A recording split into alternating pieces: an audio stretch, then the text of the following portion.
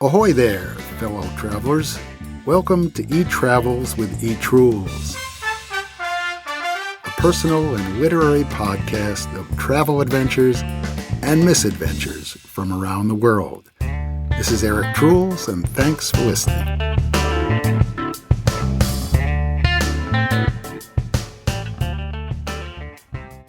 Welcome back to E-Travels with E-Trules, Behind the Scenes. I'm Eric Trules, and today I'll be talking with my production team, Amanda Yamate, my original music composer, and with Alysha Bermudez, my sound designer, about all things podcast and travel. But before I get started, I'd like to give another shout out to all my new subscribers on iTunes, where the podcast is still live. Here's one of my favorite comments. Quote, "This podcast is extremely well produced with audio that excites and amuses. I love the concept of unique, personal, and engaging travel stories from Trules' real-life experiences, combined with audioscapes that bring listeners directly into the stories." That's by listener Speedway CJ, who I don't know, but that's part of the joy of podcasting, isn't it? And here's another one from Moondog Mulv. Quote, "Trules is a unique, funny, and intelligent guide through the world of travel, life, and love." Very nice, Moondog. Thanks to Speedway CJ and Moondog Mulv and the rest of my new subscribers. I really appreciate your signing up for the podcast and taking the time to rate and review it. If you're listening out there in podcast land, please do the same and tell your friends. Okay, so now for some more behind the scenes, where I'll be talking with my collaborators, my friends, my colleagues, and my listeners and fellow travelers, and hopefully with my new listeners, fellow podcasters, creators, and travelers who I haven't met yet, about the show, about their lives, and about their travels around our big, beautiful, and problematic planet. Amanda Yamate is a music scoring student at Cal State Northridge, and Alysha Bermudez, my sound designer, is here at USC in the sound design program. I found them both luckily and oddly, the way life happens while you're waiting for your plans to work out. And they've been an integral part of creating the podcast. Welcome, Amanda. Thanks, Trules. And welcome, Alysha. Thank you. You're welcome.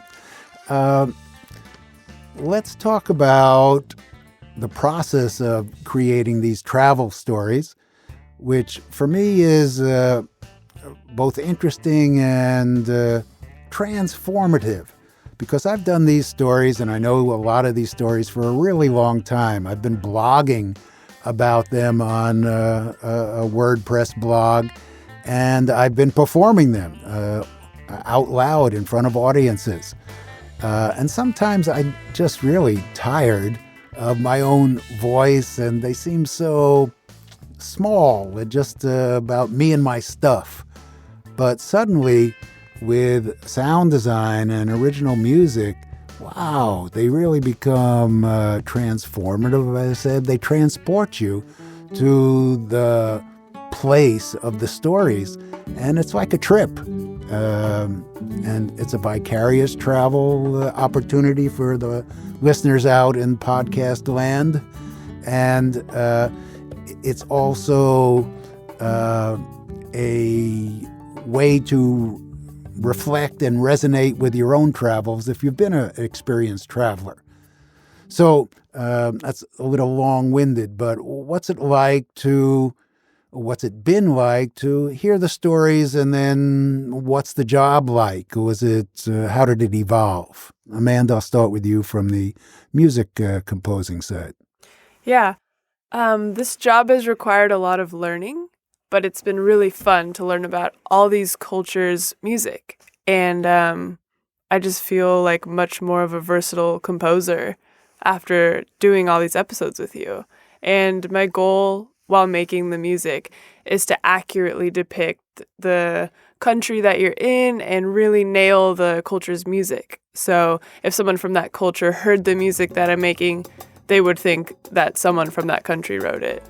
I think you've done a really good job with that. When I listen to the Balinese Gamelon music, I don't know how you did that.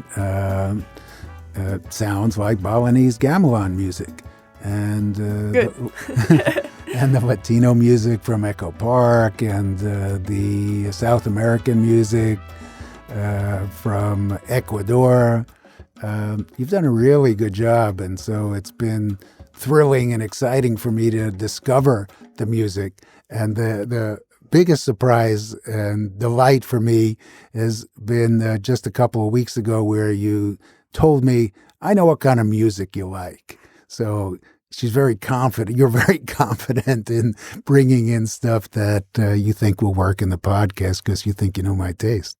Haven't you spent like hours in research, and now with your world music class or something that it was just so much easier for you now since you've already been all around the world with the music that we've been doing? Yes, Trules has taken us all around the world, and this semester I took a world music class and pretty much knew all of the music already. So it's real world experience.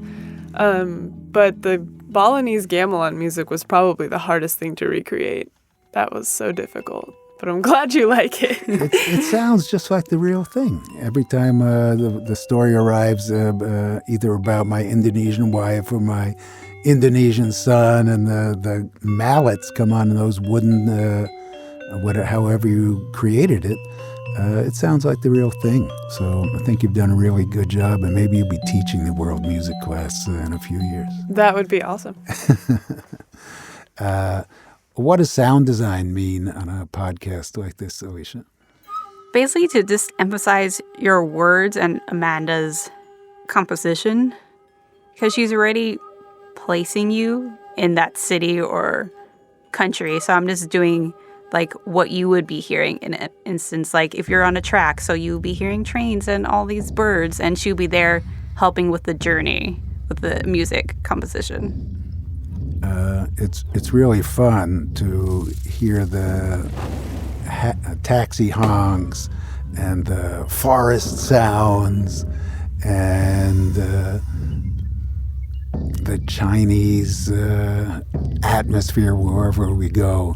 And I know you work independently, but then mixing it together is like podcast magic. Yeah, I think my favorite one that we've done is the Echo Park one. Because I just knew it so well, because we all live in LA, so it's easier to like hearing some crazy chickens or like random dogs at night. Like, yeah, that sounds about right. I love the part I love that Echo Park soundscape, because you did put in the roosters. Instead of just hearing about the roosters, you hear the roosters, and we try to place them in just a place to get a laugh. And then there's the gunshots and the fireworks, which are so similar, but if you really listen, you can hear the difference between the gunshots and the fireworks. And the construction. Oh, the construction will really ignite that irritation in you. And our producer, Harry, when he came in, said, it looks like we have fun doing it. I hear you laughing a lot together. It is fun. Yeah, like Alysha and my job, we do it alone a lot. And it's like when we come together, I feel like we actually know a lot of the same knowledge, and like it's just nice to laugh with someone about like some mistake we made or some like wall we hit. Instead of like our cats. Like, oh, that was funny. Yeah. You're not laughing. Okay. You're a cat. I got it. Yeah, exactly. Alysha, I know you knew something about podcasting before you started working in this, and you were sort of a fan. And I knew so little about it, and I don't know what Amanda knew about listening to podcasts or the world of podcasts. I don't say I knew a lot. I was an avid listener to podcasts. I used to watch YouTube a lot. So from YouTube, those creators went into podcasting, and I can see how the production value went up after each season. Soon it was just them in their apartment. Soon enough, they had like this whole gear of everything because they actually, with live recording their voices, they actually did a camera shot too with them interviewing people because they did fun games afterward. So like I can see the production value. What people have always commented on immediately upon hearing our even initial episode is the off-the-charts production value. And that's due to you guys. I guess a lot of people don't have a sound effects library like USC does, and I guess they don't have equipment like the school has. So I've been lucky to parlay my 30 years teaching here into being able to use the sound studio. Of course, I'm a little annoyed that they don't say the content is off the charts, but maybe But they your take that. idea was, even though we have nice equipment, your initial idea was to have music and sound effects. So you did that. You brought that to life. That's part of the content. Thanks for that. I think I have a really natural editor's ear for sound and music and timing. It has to do with the theatrical rhythm of telling a story. So sometimes you guys will bring in an earlier cut or version, and it's always about knowing exactly where the music starts or where the sound effect comes in, not on the word, but right after the word. And that's a really interesting rhythm to know, feel, and I think learn. I feel like my rhythm has gotten better, like working with you. And that'll probably translate to film and like other projects that I do, just participating in telling stories. And you're studying film scoring, and you have worked a little in the film biz, yeah? A little. And at USC, you've scored student films, and that's how I found you, through the payroll system that my financial administrator said, well, here's somebody who scored for the USC Film School. I said, okay. What's her name? That was a really random email. My friends are like, how did you get that job? I'm like, a USC professor just directly emailed me. And they're like, why doesn't that happen to me? And I'm like, I don't know. It was fate.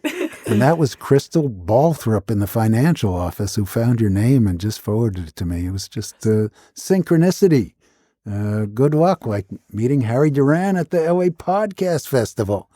And then Phil Allen at the School of Dramatic Arts, where he's head of the sound design program, assigned his students to my podcast.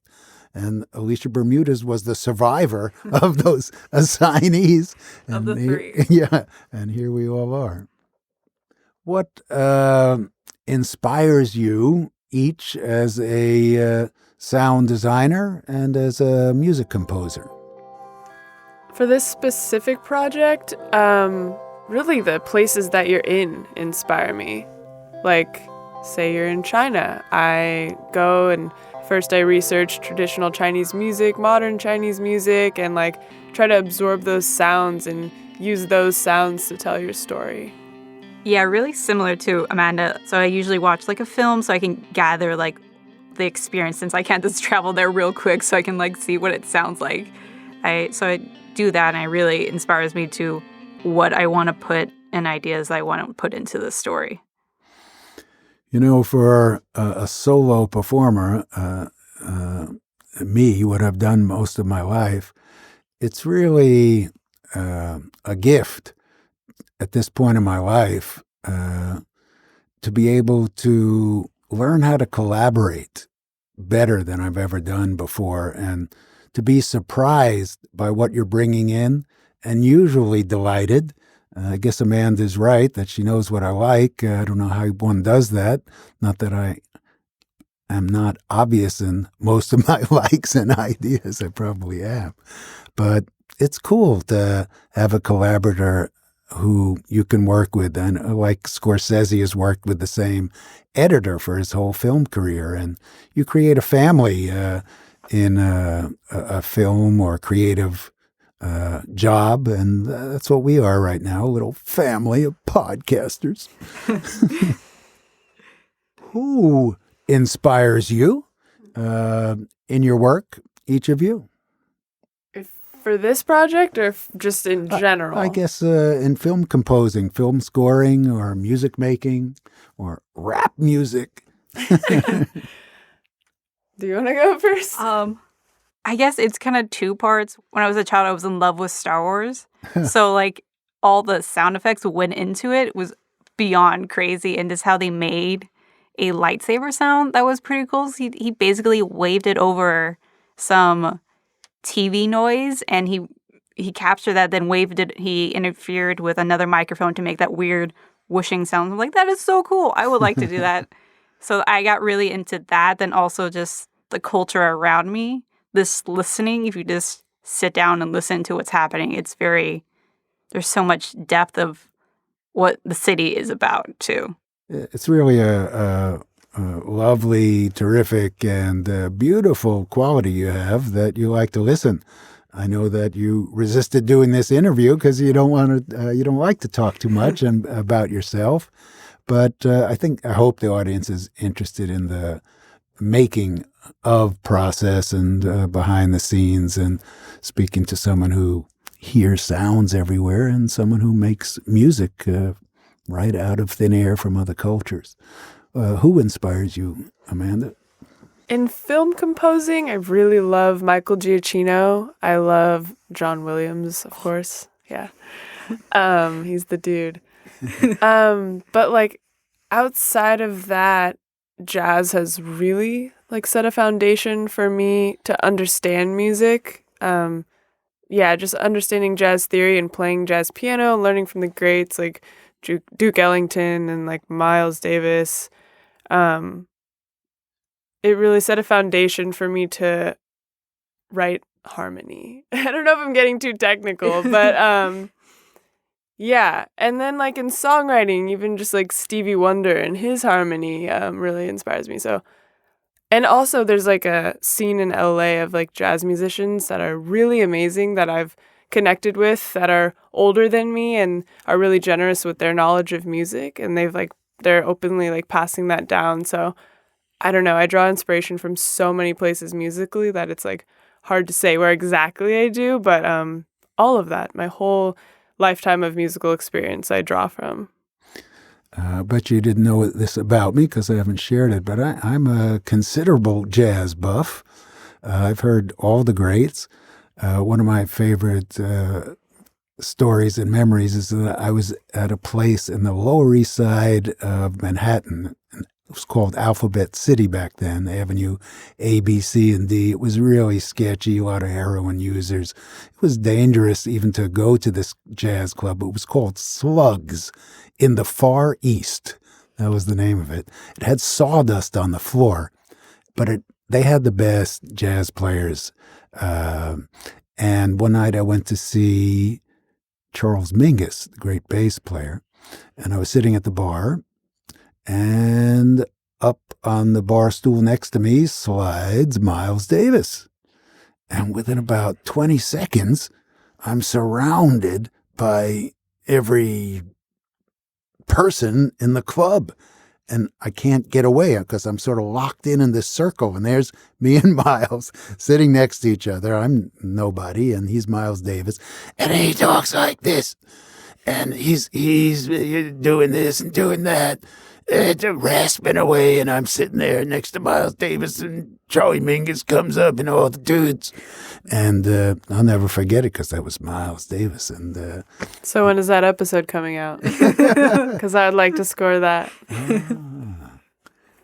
A travel escapade to a jazz club. To New York. Okay.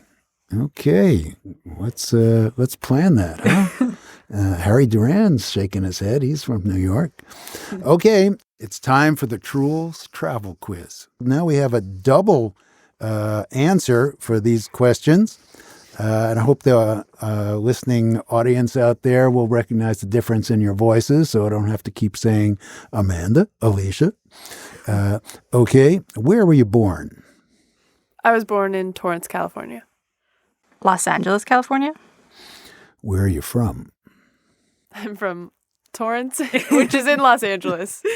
Yeah, from Los Angeles too. Yeah. I'm not going to be surprised with this answer. Where do you call home? Los Angeles, California.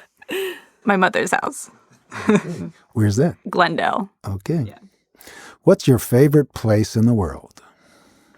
I think the ocean is also considered my home. So anywhere with a beach, I'm pretty happy.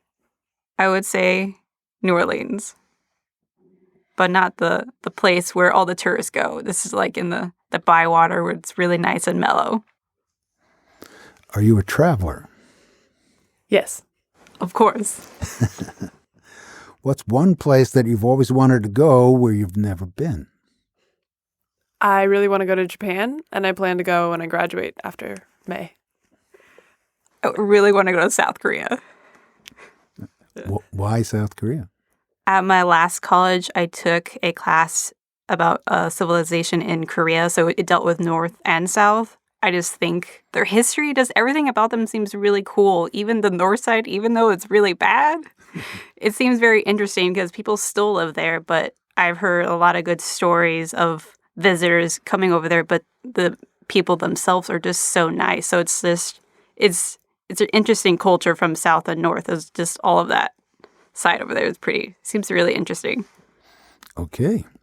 What's your favorite city? I recently visited Seattle, and I really loved the Pacific Northwest. People were really nice, like the beautiful greenery and like the Puget Sound. It was all just really beautiful. I'd really like to go back and maybe live there one day. Did you see a lot of rain? I did not. I went during the summer, so I don't really know Seattle yet, but I'm open to it. I would say Los Angeles. Okay. What's your favorite park or non-urban place? When I was in Bolivia, I biked down the Death Road, and that was crazy, and that was really beautiful. It was like this mountaintop. You start at like 12,000 feet above sea level, and there's a cliff beside you the entire time, and you ride down into the rainforest. Oh, I want to go there. Thank you for that. Also remind me, mine would be like driving up the 5 freeway, like up towards the Bay Area. It's beautiful. You don't mean the Route 1 Pacific Coast Highway, because that 5 is sort of like, ugh. Exactly. Uh-huh. It's not the PCH, it's the 5. I like seeing all the weird animals of like the poor cows.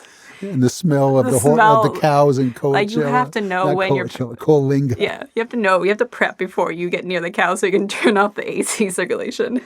You're a true Californian if you like the middle of the 5. What's your favorite mode of transportation? I love riding my bike. I love my car. Who do you like to travel with? I like traveling with my sister because she's family, so we know each other, but we're very compatible, unlike maybe other members of my family. I probably have to say my girlfriend. It's just, we don't have to say anything for hours and just listen to weird music, so it's really nice. I would have to talk all the time, and you get tired after like a long trip if you're taking one. 2 forks diverge in the road. Which way would you go? The road less traveled. Anybody? We get a joke. You can put that sound effect in for yourself and an applause too. Thank you. I would take the one that would lead me to achieve my dreams. Last one. Where will you go when you die? I think my body will stay here, but I think my consciousness will... Wait, no, that sounded way too like quantum mysticism shit right there. All right, I'm gonna back up. I think I'll be rejoined with like the one powerful force.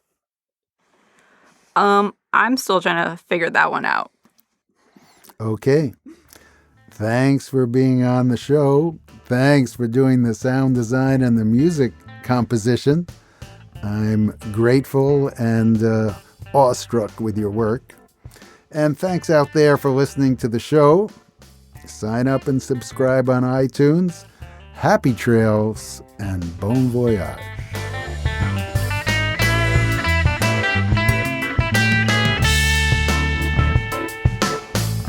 Original music composed by Amanda Yamate, sound designed by Alysha Bermudez, produced by Harry Duran at Fullcast. Please contact us with your feedback and to schedule an on-air interview. This podcast has been supported with the USC Capstone Grant. Special thanks to Phil Allen and the School of Dramatic Arts for their support.